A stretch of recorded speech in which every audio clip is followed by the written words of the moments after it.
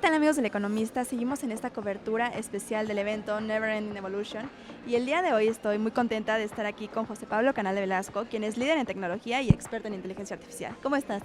Muy bien, muy contento de estar aquí platicando con ustedes en este fantástico evento. No, muchísimas gracias. Y recientemente vas saliendo de una conferencia. Platícanos un poquito de cómo se vivió y de qué se trató esta conferencia. Claro, mira, muy padre, una audiencia muy involucrada, muy dinámica, gente que conocía conceptos ya avanzados, lo cual siempre es enriquecedor. Sí. A mí me gustó mucho que el foro trae como gente de muchas áreas y además han habido muchos expositores muy padres que han enriquecido las pláticas, ¿no? Entonces fue una experiencia muy padre. También platícanos un poquito de cómo las empresas justamente pueden empezar a adoptar esta parte de inteligencia artificial. Tu conferencia fue basada en empresas impulsadas por Data ENIA, entonces Sí. platícanos más. Fíjate, yo les doy el ejemplo de la tecnología como un habilitador, como una escalera eléctrica. Totalmente. Entonces les digo, oigan, la inteligencia artificial es como una escalera eléctrica para que lleguen al siguiente nivel, pero pues hay que checar que funcione, que esté en el lugar adecuado, que funcione. Que la entendamos, ¿no? Al 100%. Totalmente, ¿no? Es muy frustrante la experiencia cuando la tecnología no funciona. Igual que cuando llegas y encuentras una escalera eléctrica que está apagada y tienes la opción de o prenderla o subir caminando con tus cosas, ¿no? Entonces fue una conferencia padre donde tuvimos varios ejemplos de grandes empresas que lo han logrado siempre de la mano de los humanos, algo padrísimo. Claro, eso es vital todavía, ¿no? Muchos pensamos justamente, ¿no? Que también con esta parte de la llegada de la inteligencia artificial justamente se va a quedar un poquito relegado el talento humano, pero creo que más bien es un potencializador, ¿no? Sí, hoy trajimos casos de Google, de Amazon, de Airbnb, de Rappi, donde justo los ingenieros pioneros de la inteligencia artificial enriquecen su trabajo con la inteligencia artificial como aliado, inclusive la supervisan. Es más, dejan que haga la talacha y ellos hacen la validación que da resultados muy buenos. Totalmente. ¿Qué tan importante justamente es seguir con esa combinación talento humano y tecnología hoy en día? Es lo más importante porque esta faceta tecnológica la que estamos viendo nos puede como apantallar por el beneficio que da, pero en realidad es una gran herramienta y como tal debemos de aprovecharla y no dejarla atrás o no verla con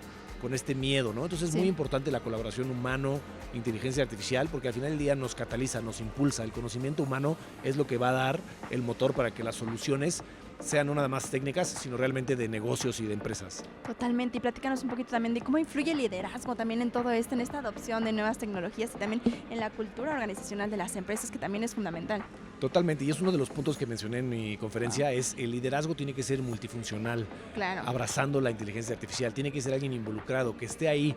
¿Por qué? Porque el liderazgo es al final del día quien determina el paso al que da, y pensémoslo esto como otras grandes tecnologías como el internet o la movilidad, pero en este caso el liderazgo tiene que involucrarse más, no es algo que puede dejar relegado a un equipo de IT o a un equipo de negocios, negocios, inteligencia artificial, ¿no? Se tienen que involucrar, tiene que ser alguien multifacético, dinámico, adaptado, que pueda genuinamente entender la validez que le da la inteligencia artificial a su negocio. Así es. También, ¿cuáles son los beneficios tangibles para las empresas una vez que ya logran entender y adoptar esta parte de inteligencia artificial, por ejemplo? El beneficio tangible más inmediato que ya estamos viendo en la mayoría de los casos es un ahorro de tiempo. Un ahorro de tiempo en tareas que realmente se hacen de una manera manual porque no había la forma de programarla de una manera rápida a inteligencia artificial. Traducir y adaptabilidad de las bases de datos nos ayuda muchísimo. Entonces, uno de los beneficios tangibles de la inteligencia artificial en las empresas es que potencializa a los equipos. Presentamos un caso de Harvard con Procter & Gamble, en el que ellos analizaron a 776 ejecutivos y los ejecutivos, tanto como individuos como equipo que usaban inteligencia artificial, dieron mejores resultados, no nada más en el tiempo para realizar el proyecto, sino en los proyectos estrella, los proyectos que vibran. Es importante que la inteligencia artificial nos va a ayudar a potencializar el talento que ya tenemos. Así es, también platícanos, ¿cuál sería el costo de que las empresas no se adapten y no logren llegar a este paso de inteligencia artificial que va muy rápido?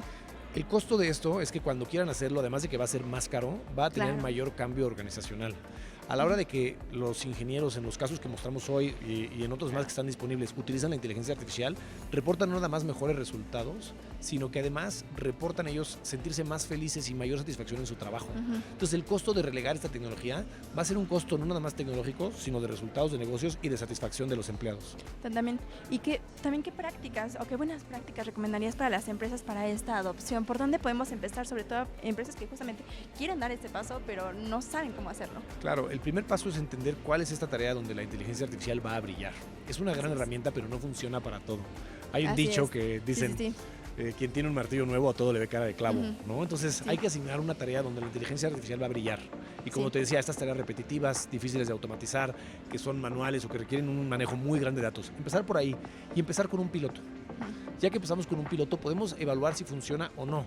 Y entender que no es arroz de todos los moles, sí, ¿no? exacto. En algunos casos lo va a solucionar y en otros no. Entonces, para mí, esas serían las primeras recomendaciones que les daría.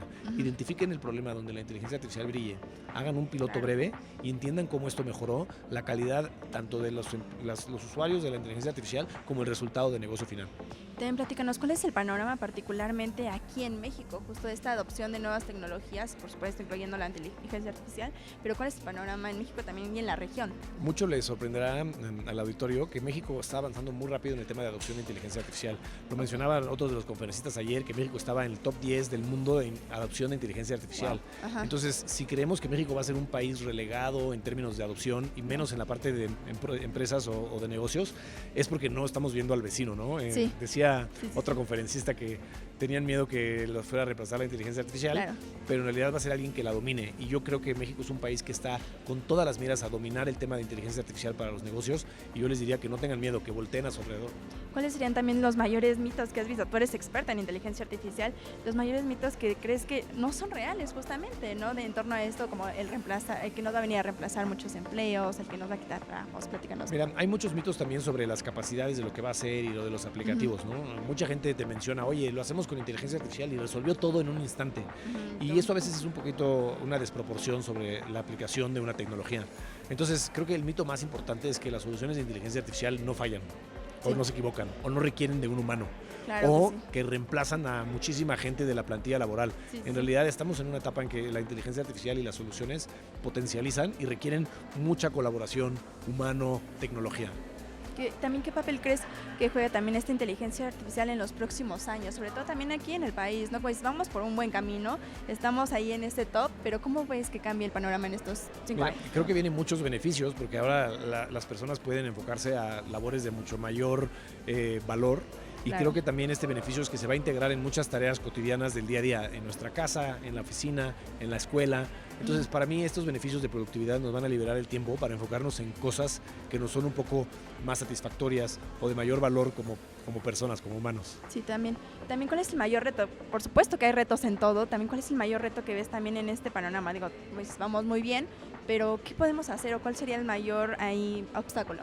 Creo que una parte de los obstáculos que tenemos es cómo no dejamos que nos abrumen las noticias, ¿no? Está pasando tanta información tan rápidamente que es normal empezar a descartar o dejar de interesarnos por el tema, pero nosotros como usuarios tenemos un papel clave en definir cómo se va a consolidar la inteligencia artificial. Es una tecnología naciente, entonces nuestro involucramiento de todos los que nos escuchan y de todas las personas que escuchan el tema es muy importante, que la gente no se desobligue por la cantidad de noticias que salen. Sí, totalmente. José Pablo, me encantaría que le dieras un mensaje a nuestra audiencia que te está viendo en este momento, de justamente de cómo adoptar esta inteligencia y no tenerle miedo, ¿no? También a todo esto y poder justamente usar este potencial que tiene. Adelante.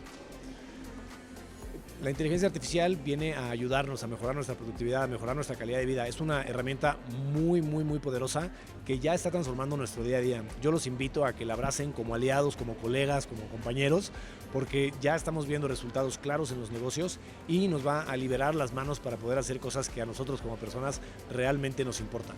José Pablo, totalmente de acuerdo, y creo que también ahí implica mucho experimentar, ¿no? Y conocer también todo este potencial que tiene la inteligencia artificial. Así que muchísimas gracias por compartir este espacio con nosotros, por compartirnos tu visión. Seguimos también en esta cobertura especial del evento de NIDET dedicado a la inteligencia artificial y fue un placer platicar contigo.